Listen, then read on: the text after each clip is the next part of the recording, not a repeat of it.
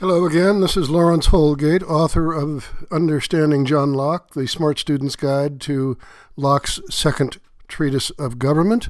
We are now in episode 7 of John Locke's extraordinary book, and I am reading from it today in chapter 4, if you have the book in front of you.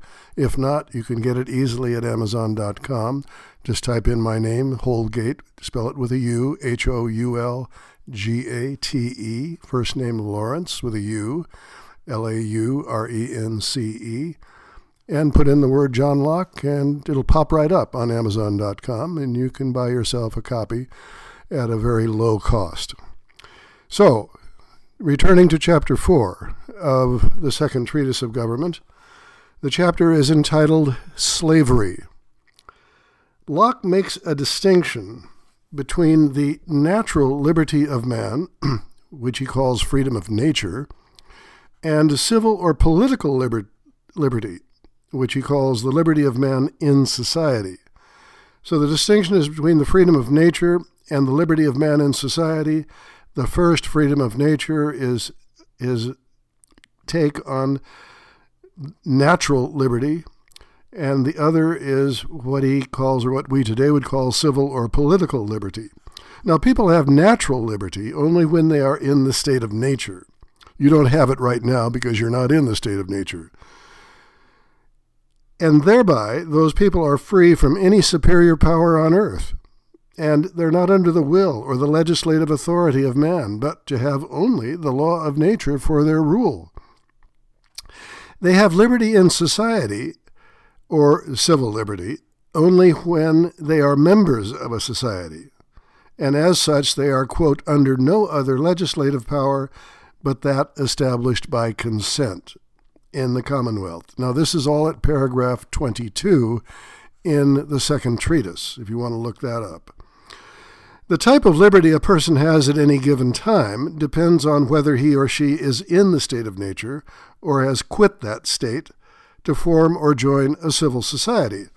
In the state of nature, the only restraint on a person's behavior is the law of nature. In civil society, there are two restraints, the law of nature and the laws of man. But the only law of man, or laws of man, that count are those that have been enacted by persons selected by the consent of members of the society or commonwealth. No one in civil society shall be, as Locke says, under the dominion of any will or restraint of any law, but what the legislative, those who legislate, shall enact, according to the trust put in it. If the people are under the will of a person or group of persons whose legislative power is not consensual, then their relationship to that person or group is such as to leave them in the state of nature. They have no common authority to which they can appeal when that group or person creates laws that are supposedly applying to them. The imperative consent becomes the seed of resistance to tyranny and the subsequent dissolution of government described by Locke in the concluding chapters of Second Treatise. We're not going to be there for a while. By concluding chapters, I mean chapters 16 through 18. I make a remark at the end of 4.1, that is the first part of chapter 4, and here's what I say.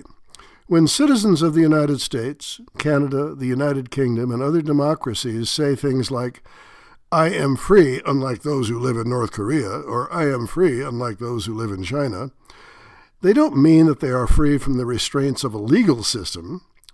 They are as much subject to laws prohibiting murder, assault, and theft as are the North Koreans. You and I are as much subject to laws prohibiting murder, assault, and theft as are North Koreans, the Chinese, and others who live in dictatorships. Instead, what they usually mean is that their form of government is based on the consent of the people to the legislative creation and execution of the law. We can either directly vote yes or no on new laws, or what is more likely, we can vote yes or no on who will represent us in legislative bodies. whose members vote on creating new laws or changing old ones. That's what Locke means by consensual legislative power. Legislative power which has as its necessary condition consent of the people. Section 4.2 in Chapter 4. Go to 4.2. It's entitled Self-Enslavement and Natural Law. Suppose that you are the parent of a child who is dying of a rare heart condition. The condition can be remedied by a delicate surgery, but the hospital and the surgeon demand $25,000 as a down payment. To be paid before they will proceed with the operation. You find a person who will give you the money, but only on the condition that you agree to become their slave for the remainder of your life. You're given a choice: either save your child by enslaving yourself, or remain free and watch your child die. I suspect that most parents would agree to enslave themselves if they think that this would save the life of their child. How then can Locke assert that no man can, by compact or his own consent, enslave himself to anyone? This is in paragraph 23. How is this consistent with the previous scenario in which you, by your own consent, enslave yourself to a person who demands your lifetime enslavement as a condition for giving you the money you need for your child's heart operation? Isn't giving consent to your own enslavement exactly what you've done? Now, Locke's reply takes us back to what he wrote about liberty in paragraph 6, where he said, "Man has not liberty to destroy himself." And see also his remark about slavery in paragraph 17 of the second treatise. If someone attempts to make me a slave, then he would use me as he pleased, even killing me if this is what pleases him. It follows that giving your consent to become the slave of another person is irrelevant. Even if you say the words, "I hereby consent to you enslaving me," being enslaved implies that the slave owners can do to you whatever they wish to do, including killing you. So consent to being enslaved by another implies consent to your own destruction. But Locke has already said that you do not have the liberty to destroy yourself.